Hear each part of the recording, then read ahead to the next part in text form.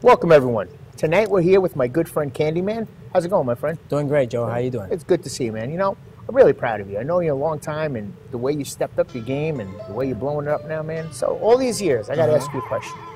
What's the question? I never asked you this. Okay. What is Candyman? Where did this come from? You're asking me the magic question, right? Good question. It is a good question. Why they call you the Candyman? But Candyman basically came over 10 years ago. A special lady gave me that name, Candyman, and basically became an identity to me. And the special lady that gave me that, I can tell you why she gave me that name, but I can tell you who gave it to me. Who gave it to you? My beautiful wife gave me that name. Your wife gave you the name? That's a specific reason why, but I won't tell you why. Okay, but your wife gave it to you, so it's very special. Correct. Then it's very special. It is special. Yeah. Not only that, you've evolved it into a brand. Correct. I mean, I have become a brand. Right. In South Florida, I mean, you basically, if you don't never heard Candyman, you never go out. Let's just say that. Yeah. Well, I met you now about 9-10 years ago. You were the promotion king back then. Still. But you weren't into the music scene. Now all of a sudden, music. Where did this come from? Music's always been with me. Oh, really? Yeah. Ever since I was a kid, talent shows with my sister. I started when I was 15, stopped when I was 25, focused on a different career. Right. Behind the scene. Hey, they pay the bills, and I did really well, made great friends, great relationship. Right.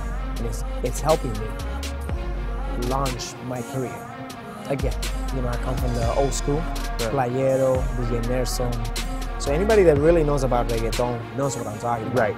You know, and the underground, that's what I used to call it. And I fell in love with that music. It wasn't like the proper music you want your kids to listen to, let's just say it like that. But I started doing talent shows. In 1995, we went to West Palm Beach. And that's when the Spanish reggaeton came out with Daddy Yankee, the underground, Playero.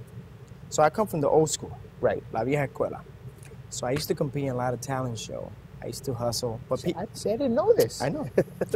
Nobody knows this. You know, it's like... That's why it's exclusive. It's like it's a secret, you know. Right. But at the same time, I want everybody to know this. I don't want them to feel that I just came out. Right. You know, this is something I've been doing since I was 15 years old. I used to write, perform in talent show, even win in talent show against other English rappers or, you know, whatever they were doing. The judge didn't understand what I was doing or what I was saying, but they liked the energy. They liked the fact that I was able to rock the crowd. West Palm Beach didn't know anything about reggaeton. No. No, they didn't. In high school, I did a couple competitions. I won a couple talent shows. FAU also too. But that, you know, obviously that just guided me to get better. So get better. Because so it's been in your background. It's not. It's always been. Not one day you just said I'm going to be a musician. No, it's been in your background. Yeah, like most people think, oh, this guy's just coming out. No. Yeah. It's always been in my blood. So we were, you know, I was rolling, I was doing it, but at the same time, I was working a 9-to-5 job, and I was funding myself. And funding myself means that if you don't have any help for unsigned artists, it's extremely hard. It's extremely hard. You don't have the connection. It's tough in any kind of business. You don't have the right funding. Right. Yeah. So I can imagine what being an artist how it is. It's hard. Yes, definitely. Yeah. And I can definitely relate to anybody that's coming up. It doesn't matter if you're making music, modeling. I mean, the good thing is that social media right now it's helping, a big deal. Yeah. You're huge on that. Good following. I'm working on that. Working on that. Yes. So, tell us about Seagate. Seagate is the first record that last January I got back into the studio after basically being out of the studio for like 8 years. Right. And it's a reggaeton, old school record with that energy, with the drums, that dembow record, which is actually coming back now with Daddy Yankee and Whistle Yandere. They're bringing that back, which is good because it's actually love it. It's actually helping me. This is the first record. I have Cito Rocks. Cito Rock is a local, well-known artist from South Florida, but he's really well-known, and you know, in different places in South America, Spain. He has big records. He's actually a Latin Grammy nominated. Tell us what Seagate means to the people that don't know. Seagate means follow. Follow me. It's a record about, because again, I'm a party king, party master. That's why I call myself party master. It's about when you go to a club, you see a hot girl. Most people, they like to go to a club to dance. Right. They come to the club, the dance floor, and you're in the dance floor. You see the hot chick that wants to dance with you. But she don't stop until she gets you. And you obviously go over there and dance. But after a while, you can't hang anymore with her. So she still keep going. Sige. She won't give up. So Sige came out. Yes. And like 4 weeks later, you came out with another one. Another one. Another blockbuster. One of my favorites, Nemala. Nemala. Tell us about this one. It's The Bad Boy, which is a record that a lot of people, they heard it. They went, when's it coming out? When's it coming out? But everything's about timing. You know, I have a plan how I'm doing my strategy. You give them a little at a time. I'm gonna hit you hard when I come out. And I just came out. And people are now starting to say, wow, this guy's just rolling. And I am rolling. That's my plan. When is that one coming out? So that's your second video already out. The second video came out already. Right. After this, what's your plan? You're looking for a record deal? What are your plans for this, for your career? What do you want to do? Well, you know, I came out with a bang. Right away. Sure did. in January, I've been working behind the scene for over a year. Right. It's been a struggle because obviously, you know, I'm a family man. I take care of my family. And at the same time, I got to do what I got to do. Take care of my kids and work my career, which is never easy. We're at the Nemalo, March 16th. That's the beginning of my first show, the Candyman show. The Candyman show. Candyman show. So that's going to be like a tour? A mini tour. All right. A mini tour because now you have the records out there. People know your music, and they know what to expect instead of just coming out of nowhere and performing. Right. I like to build the excitement. So what are some of the spots you plan on hitting?